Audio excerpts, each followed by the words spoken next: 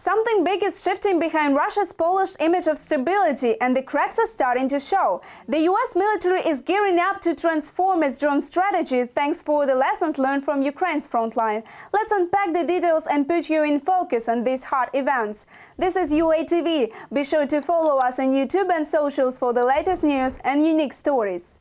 Russia may find itself without a financial cushion in 2026. How unexpected. After years of war spending and tough Western sanctions, the money isn't stretching like it's used to. The country's main reserve fund has dropped sharply, and that's raising questions. What's really going on behind the scenes, behind the official slogans of stability? Let's take a closer look.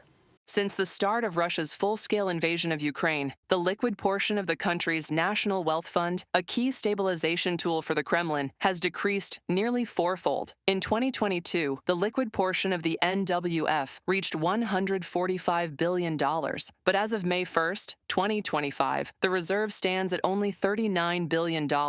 The main source of revenue for the National Wealth Fund oil exports remains under pressure. Western sanctions have limited Russia's access to traditional markets, while alternative logistical channels demonstrate lower efficiency and higher costs. It is projected that in 2025, the average price of Brent crude oil will be $64 per barrel, and in 2026, $60. For Russia, whose budget relies on oil and gas revenues, such dynamics create critical fiscal risks, reported by analysts of Ukraine's Foreign Intelligence Service on the agency's website. In Moscow, they are trying to publicly demonstrate apparent economic stability. However, in reality, Russia's economy is in a state of degradation. Problems have affected nearly every sector of the economy. For example, state-owned Rosatom's projects for 2025 are underfunded by 80%, and declines in transportation volumes are recorded even in strategic industries, mining, metallurgy, and construction. Large companies have suspended dividend payments. Since late last year, a sharp decline has been observed in the Russian economy. According to the high-frequency index compiled by Goldman Sachs,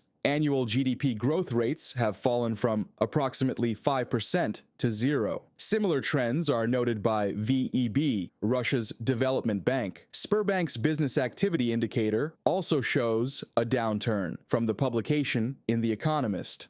Massive injections of funds into the military-industrial complex, falling oil prices due to Western sanctions, inflation exceeding 10%, and an increase in the key interest rate to a record 21% have led to a rapid decline in the standard of living in Russia. This all reminds me of the late 80s, early 90s, the default of 98, when even the broadly patriotically minded public begins to acknowledge that there are major questions about the economy. That's a very bad sign. It's like during the 98 default. First, there was denial. Other indicators too. For instance, freight loading on the Russian railways network has decreased by almost 9%. Taking out loans is impossible. There's nothing to pay off mortgages with. Food prices are rising, production is shrinking, and there's a shortage of qualified personnel. These are the realities of today's Russia. Pressure is being exerted on the chairman of Russia's central bank, Elvira Nabiullina, within the government, according to Bloomberg. She is being urged to lower the key interest rate by June 6th. According to experts, the current state of affairs in the country may force Putin to halt the summer offensive campaign. In August-September, they will discuss the budget for the next year. And here, they'll face a very tough time. This will be the moment when it becomes clear that they won't be able to sustain and increase military spending like this starting January 1st, 2026. All they can do is find money to cover this year's deficit and then scrape by for a few more months. Moreover, Western partners of Kyiv intend to compel the Kremlin to engage in peace negotiations with Ukraine. Republican Senator Lindsey Graham stated that new sanctions against Russia must be introduced before the G7 summit in June, according to Bloomberg.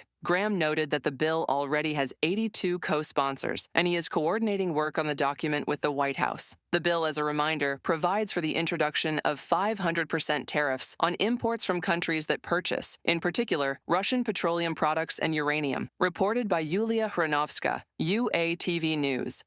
The US military is ready to learn from Ukraine's experience with drones. That's according to General Randy George. Reports from the Wall Street Journal suggest the Pentagon is preparing to bring Ukrainian-style drones into its military as part of a wild-scale upgrade. How exactly is it happening? In our next report.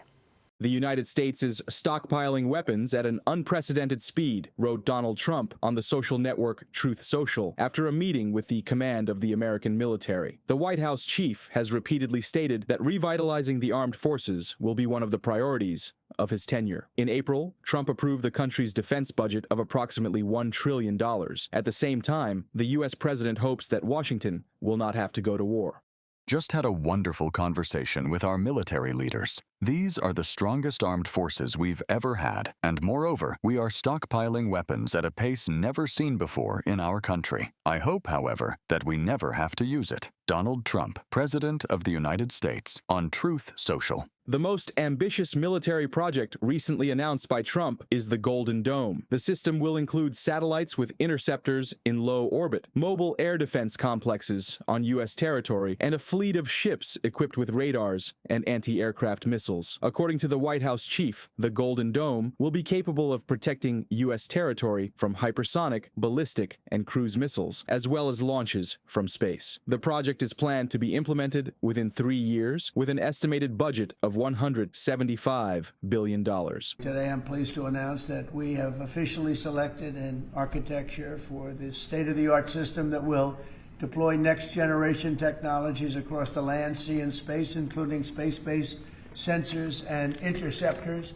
This design for the Golden Dome will integrate with our existing defense capabilities and should be fully operational before the end of my term, and we will have the best system ever built. As you know, we helped Israel with theirs, and it was very successful, and now we have technology that's even far advanced from that. In the context of modernizing its military, the U.S. plans to cooperate with Ukraine. During his recent visit to Kyiv, Republican Senator Lindsey Graham stated that mutual trade and defense developments would benefit both Washington and Kyiv. In particular, Washington is interested in adopting expertise in the use of drones, Graham noted. Ukrainians are the king of drones.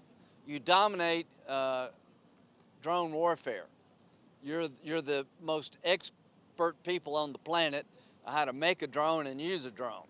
You're the smartest people in the world in drones. We'd be crazy not to tap into your knowledge and go into business with you.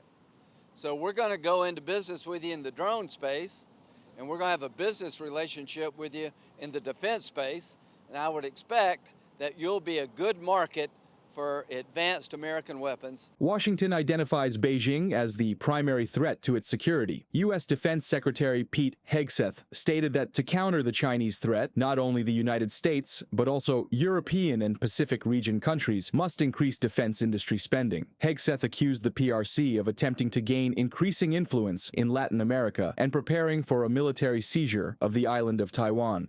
It has to be clear to all that Beijing is credibly preparing to potentially use military force to alter the balance of power in the Indo-Pacific. We know, it's public, that Xi has ordered his military to be capable of invading Taiwan by 2027. The PLA is building the military needed to do it, training for it every day, and rehearsing for the real deal. Again, to be clear, any attempt by Communist China to conquer Taiwan by force would result in devastating consequences for the Indo-Pacific and the world. Washington also plans to prepare Taiwan for a potential confrontation with China. Citing sources, Reuters reports that Donald Trump intends to increase weapons exports to the island even more than during his first term. At that time, Washington supplied Taiwan with military goods worth over $18 billion. According to the outlet, Washington is in contact with Taiwan regarding increasing its defense budget to 3% of GDP. Reported by Andriy Dimitrenko, UATV News. What do you think these changes mean for the future? Let us know your thoughts below. Stay in focus with UATV and stay safe.